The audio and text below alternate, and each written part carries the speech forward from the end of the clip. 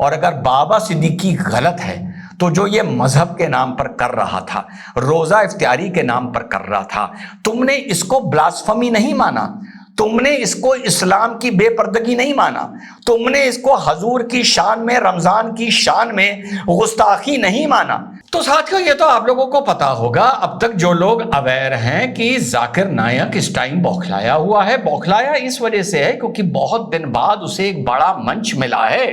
जब 78 साल बाद हिंदुस्तान का एक मुसलमान पाकिस्तान जाके पाकिस्तानियों को, उस मुल्क को जो इस्लाम के नाम पर बना था, उनको अलग अलग तरीकों से इस्लाम समझा रहा है, वो उनकी बेइज्जती कर रहा है या वो मुल्क जाकिर नायक की बेइज्जती कर रहा है, मैं उसमें पढ़ना नहीं चाहता।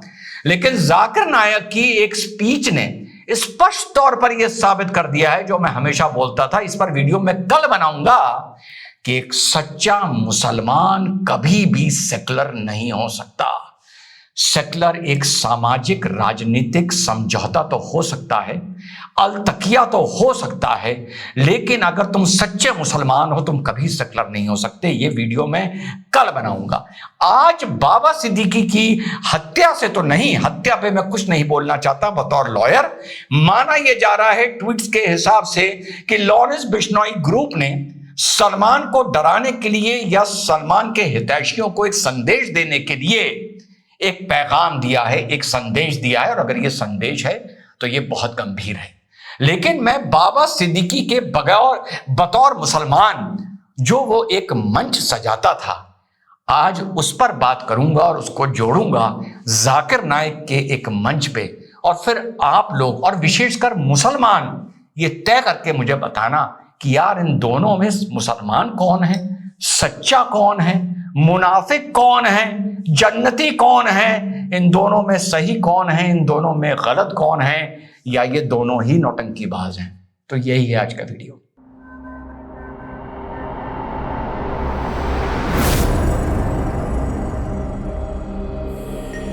हेलो, नमस्कार, सत श्री अकाल, अस्सलाम वालेकुम। कैसे हैं जनाब? बाबा सिद्दीकी की गोली मारकर हत्या कर दी जाती है। इस हत्या पर बतौर वक्ता और अधिवक्ता मैं अभी कुछ भी नहीं बोलूंगा, लेकिन जो मैसेजेस फेसबुक पर और एक्स पर आए हैं, जो माना जा रहा है लॉरेंस बिश्नोई ग्रुप की तरफ से हैं, उन्होंने ये कहा है कि कोई भी सलमान खान के करीबी होगा, हितैषी होगा, उसको हम छोड़ेंगे नहीं। ये उनके लिए एक पैगाम है, और अगर ये पैगाम है तो ये वाकई बहुत ही गंभीर पैगाम है।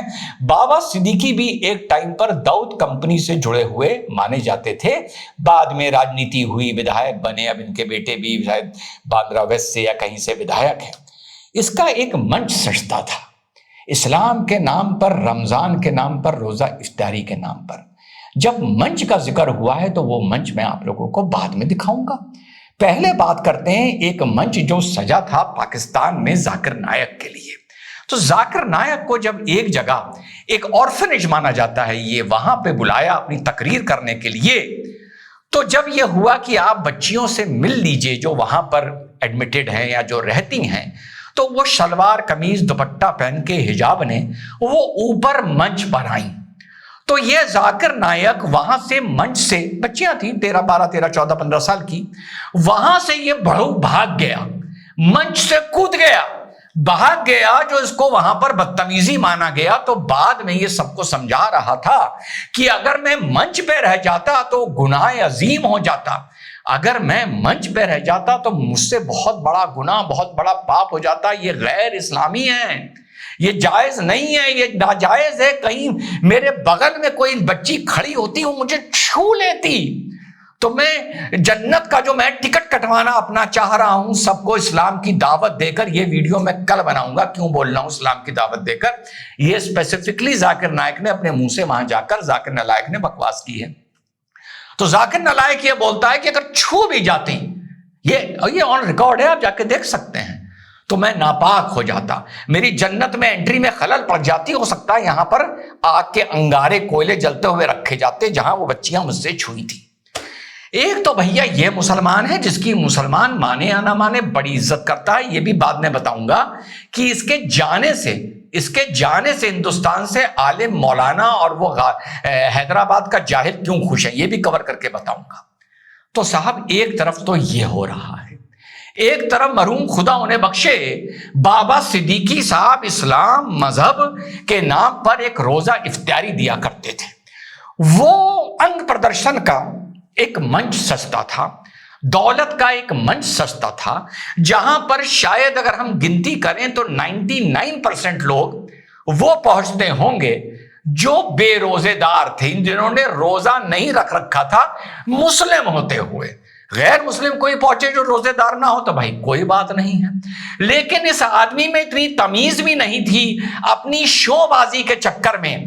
अरे तुझे अगर चुन्ने ज्यादा काट रहे थे, तुझे अगर ज्यादा शौक था, अगर तू ऑब्सेस्ड था, तो ये दिन जो तू मुंबई की इंडस्ट्री के साथ सेलिब्रेट करता था अपनी लाइजनिंग के चलते या किसी चीज के भी चलते, भाई ये अपने जन्मदिन के दिन ये दिन सेलिब्रेट कर लिया करता। तो यार न्यू ईयर्स ईव के दिन ये सेलिब्रेट कर लिया होता, या फर्स्ट को सेलिब्रेट कर लिया होता, 31 को या फर्स्ट को, या अपनी बर्थडे पे या किसी दिन भी कर लिया होता। लेकिन इस आदमी ने खुदा इसे बख्शेगा ही नहीं बख्शेगा, वो तो चाहे भाई किसी को बख्श सकता है, हम मुसलमान तो यही मानते हैं। इसने रोजा इफ्तारी का दिन चुना, जो रमजान का महीना एक पाक मुकद्दस महीना माना जाता है इस्लामी नजरिए से, और जो रोजा जब रोजे चलते हैं तो फिर और भी भाई। तो भाई इसने ये वाला दिन चुना जिसमें सिर्फ वहां पर अंग प्रदर्शन होता था। कोई पप्पी छप रहा है, कोई झप्पी पा रहा है, कोई पप्पी पा रहा है, कोई गले लग रहा है, माशाल्लाह ये सब आप तो देख ही रहे हैं और देख रहे होंगे। और ये भी भैया मुसलमान कहलाता था, ये भी मुसलमान कहलाता था। लेकिन इसका विरोध किसी मुसलमान ने नहीं किया। इसका विरोध भैया एक्टर हो गए, सलमान हो गए, शाहरुख हो गए, वो तो कह सकते हैं कि भाई हम तो एक्टर हैं, हमें तो ये सब करना पड़ता है, चलो कोई बात नहीं। लेकिन तू अपनी निजी जिंदगी में बाबा सिद्दीकी क्यों करता? जो करता है यार वो तेरी लाइफ, तेरा एक से नहीं बी और सी कैटेगरी की हीरोइन से तुम्हारा एक से नहीं 4 से चक्कर होता, तेरे बेटे का होता, हमें क्या फर्क पड़ रहा है, वो तेरी निजी जिंदगी है। लेकिन तू मजहब के नाम पर क्या कर रहा था? रोजा इफ्तारी के नाम पर क्या पैसे की नंगी नुमाइश कर रहा था? क्या तू अंग प्रदर्शन कराता था? तू ये तक सर्कुलर नहीं डाल सकता था कि आप जो कपड़े पहन के आए थोड़े से मौके के हिसाब से देख पहन के आए? कितने शर्म की बात है, अगर कोई गैर मुसलमान हिंदू भी कोई धार्मिक कार्यक्रम करेगा तो कम से कम वो लोगों को यह जरूर बता देगा कि आपको लगभग क्या पहन के आना है। कोई क्रिश्चियन भी अगर धार्मिक कार्यक्रम करेगा वो भी बता देगा। लेकिन बाबा सिद्दीकी एक ऐसा आदमी था जो अपने पैसे की नुमाइश करता था अंग प्रदर्शन पे, और वो भी रमजान और मजहब से जोड़कर।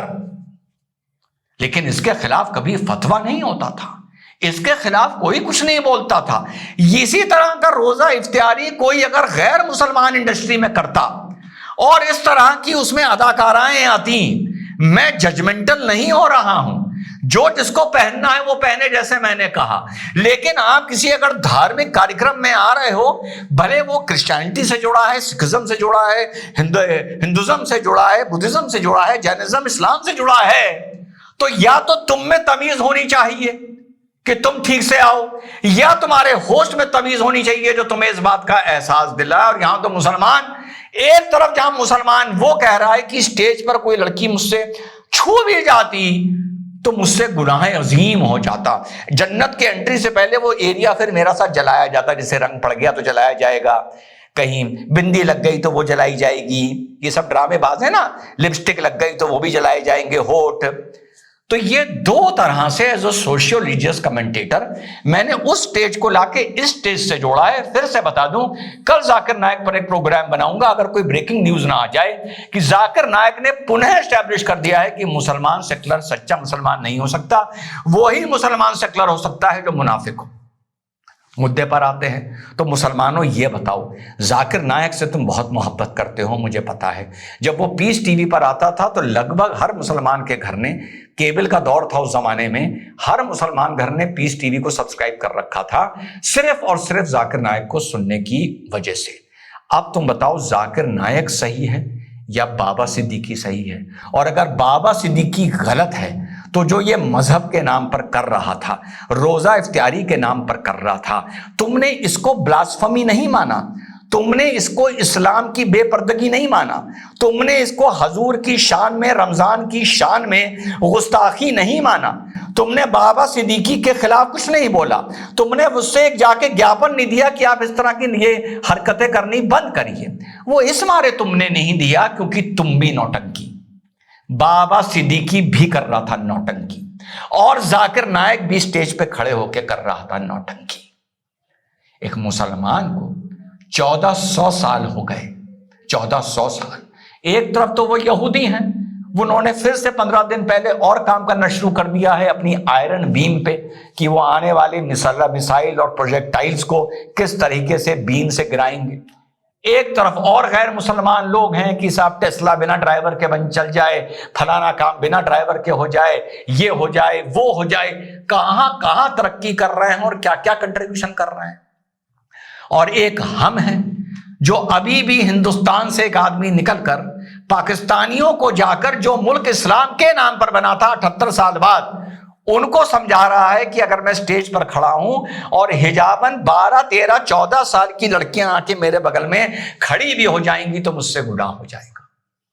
फिर हम कहते हैं एक किताब, एक कलमा है और एक हमारे रसूल करने तो खैर 6 हैं, पर एक इसको पहला वाला ज्यादा पकड़ रखता है, ज्यादा अहमियत रखता है। और ये सब के बावजूद 1400 साल हो गए मुसलमानों।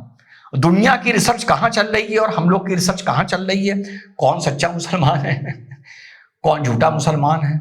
जैसा जाकिर की मैं बड़ा फॉलो कर रहा हूं, लेकिन कल जो उसकी बेवकूफ़ी की बात है कि वजन इतना था तो एयरलाइंस ने पैसे ले लिए, पाकिस्तान ने उसको ये बोल दिया, उस सब पे वीडियो नहीं बनाऊंगा, बड़े गंभीर मुद्दे पर कल वीडियो बनाऊंगा।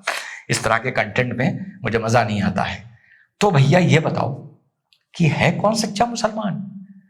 जाकिर नायक के हिसाब से तो ये जहन्नमी था, पर तुमने इसके खिलाफ तो कुछ नहीं बोला। वैसे ही निकल पड़ते हो कि इस्लाम की शान में ये हो गया, हजूर की शान में ये हो गया, इसके खिलाफ भी निकल पड़ते। तो 1400 साल हो गए मुसलमान। अपना वीडियो खत्म करूंगा as a socio religious commentator.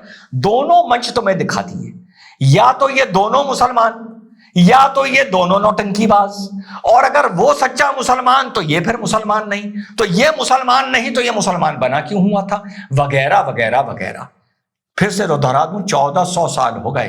कौन सच्चा मुसलमान, कौन झूठा मुसलमान, कौन सा फिरका जन्नत में जाएगा, कौन सा नहीं जाएगा, किसको अल्लाह माफ करेगा, किसको अल्लाह माफ नहीं करेगा, कौन सच्चा है, कौन झूठा है, कौन मुनाफिक है, कौन सच्चा जिहादी है, कौन झूठा जिहादी है। यार 1400 साल हो गए, इसी पर अभी भी रिसर्च चल रही है, इसी पर अभी सेमिनार हो रहे हैं, इसी पर अभी तकरीरें हो रहे हैं और बयान हो रहे हैं। और दुनिया कहां की कहां निकल रही है। और रिजवान अहमद को सुन के बोलते हो अभी तो इंतजार कर, अभी क़यामत पे वक्त जब आएगा तो तुझे पता चलेगा, जब आखिरत का दिन आएगा तो तुझे पता चलेगा।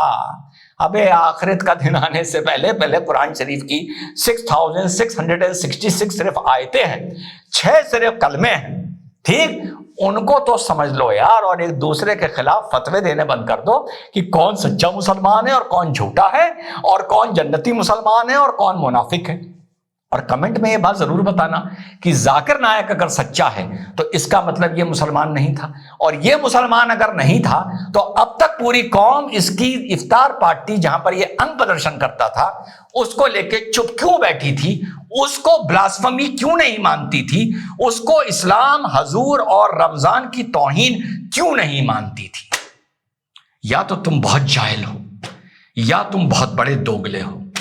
जो भी हो, जाकिर नायक ने एस्टैब्लिश कर दिया है, जो मैं कल वीडियो बनाऊंगा। तुम सेकुलर समाज में रहने के लायक नहीं हो, ये जाकिर नायक ने बोला है।